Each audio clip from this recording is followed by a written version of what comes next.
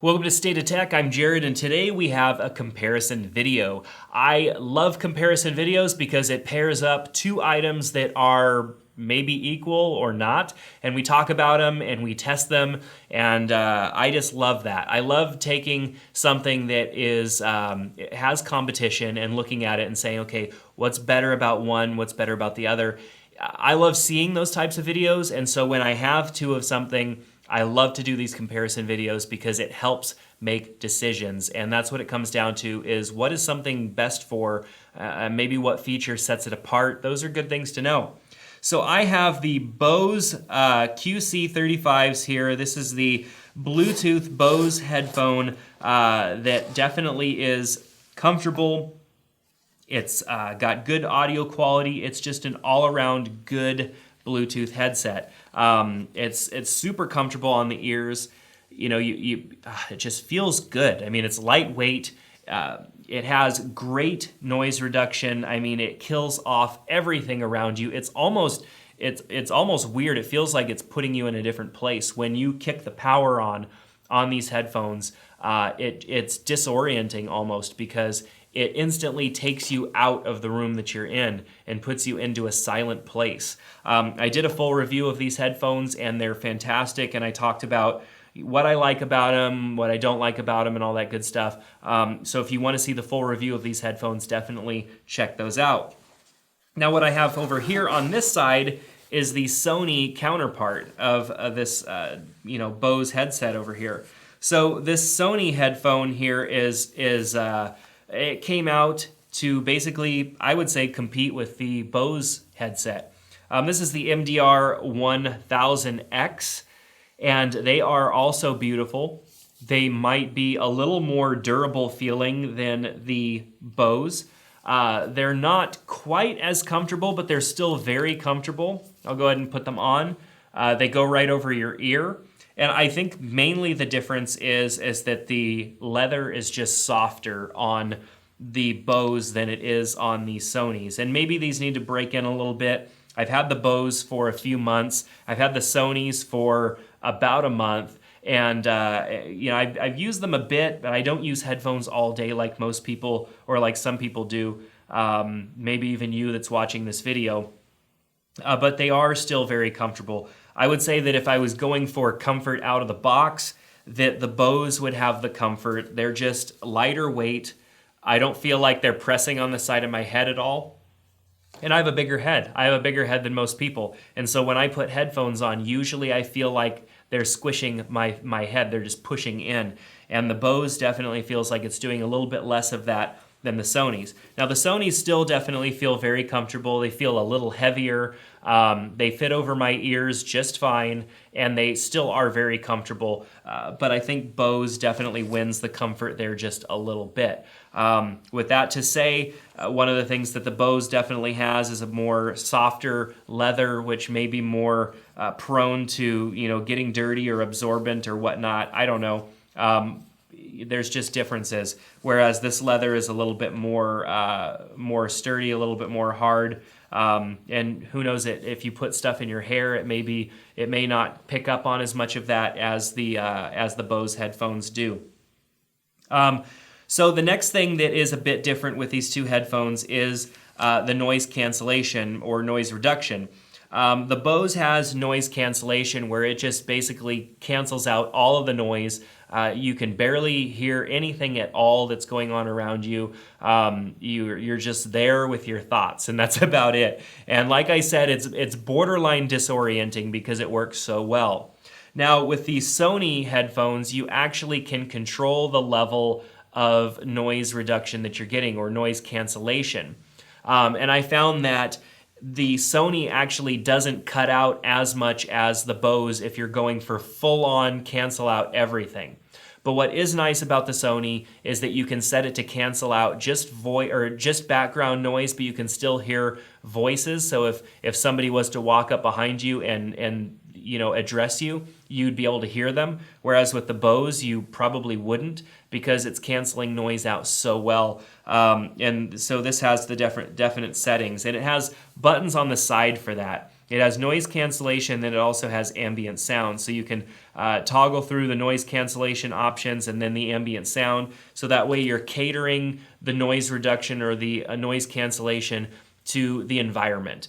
There are situations where you might want them to work as hard as possible to cancel out as much noise as possible. But when you're sitting in a coffee shop or something like that, you might just want the ambient noise cut down a bit so that you can better hear an audiobook or that you can better listen to some soft music or something like that. Whereas the Bose kind of just cuts it all out, and it's a little bit more harsh than the Sony's. The Sony also has a touchpad on the side. And it has kind of a here inside the case, it gives you a reminder of what different swipe modes do what. You can swipe up and down, to increase your volume. You can swipe from side to side to toggle between your different tracks or whatever you're listening to. Also answer calls, pause music, play, and all that stuff.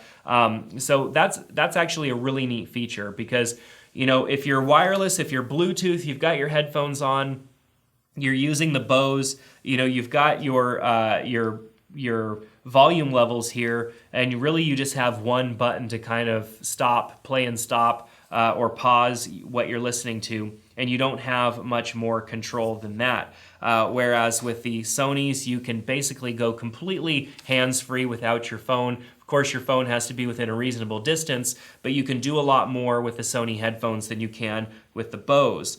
Now, battery life on both have been amazing. I really am amazed at the battery life that we're able to get out of these headphones. They must have a pretty decent sized battery inside of them.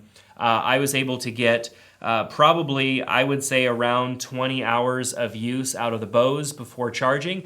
Never have I gone straight through a day listening to them. It's usually been an hour here, an hour there, and it would be like a week or two, almost 2 weeks before I'd have to charge them again because I wouldn't use them constantly. But when I would use them, I would use them for an hour or so, sometimes listening to an audiobook, other times listening to really loud music, and I would say probably a good 20 hours or so of my type of use out of these headphones.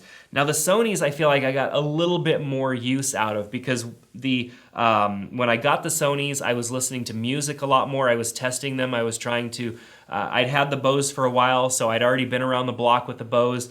With the Sonys, I was listening to more music, trying different genres of music just to see how the music felt and how it sounded. And I got, I think, about 24 hours of use out of these before I needed to charge them. I did start out with a full charge on them and was able to get quite a bit of use out of them. So maybe they just have a slightly bigger battery, or perhaps maybe the power management is a little bit better. Now they both charge with a micro USB out of the base, so you have to plug a micro USB into them.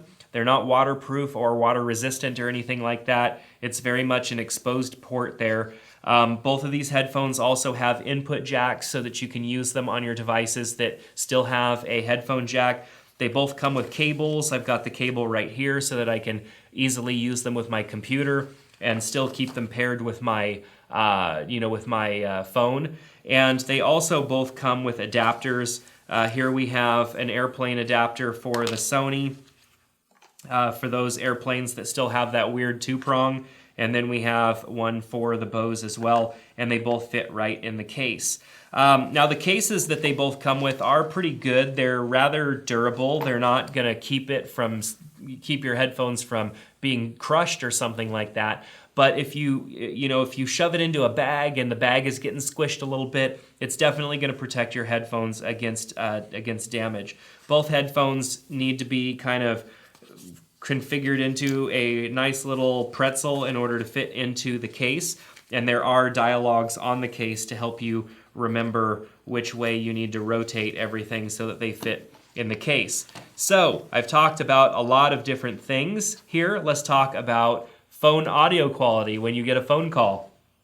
Of course, I'm leaving the best for last, but taking a call on these are great as well. The weird and slightly disorienting thing about taking a phone call on the Bose is that the noise cancellation is there's just so much noise cancellation that you may want to toggle off noise cancellation. And the only way that I've been able to find to do that is actually to do that in the app on the phone. So if you have the Bose app downloaded and turn off noise cancellation, but it's kind of weird to talk to somebody in a phone call. You've got it coming in both ears. You can't hear anything else around you. It feels like you're in a tiny tunnel, but it is great quality. I'll give it that.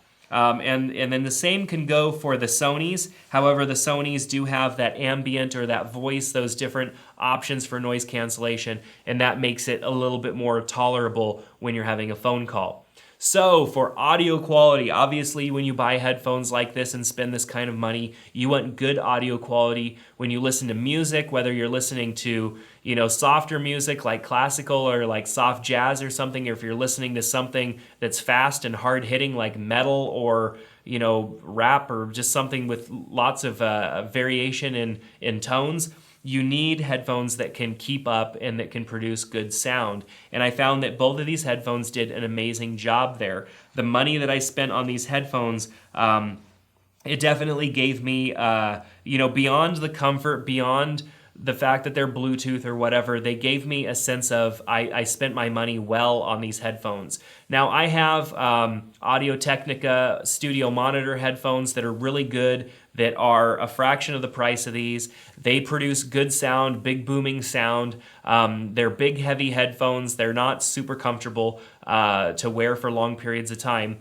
But these headphones they're super comfortable. They produce great quality sound. They don't have the limitations that you think that you would have with Bluetooth, such as short battery life or decreased audio quality, because that battery life has to be maintained.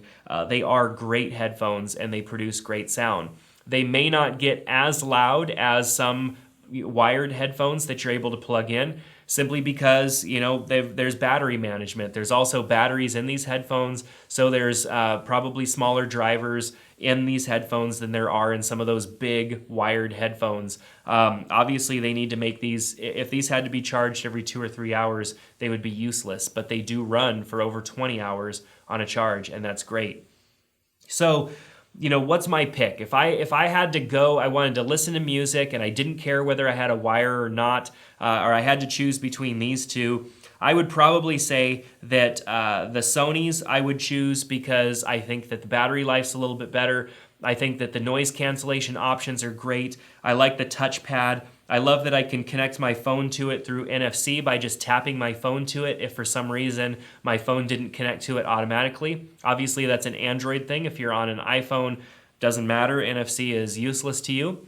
But nonetheless, the Sony, I think, kind of wins out. Now, right now, the Sony is a little bit more expensive as well. So you're paying a little bit more for a couple of those kind of premium features that the Bose does not have.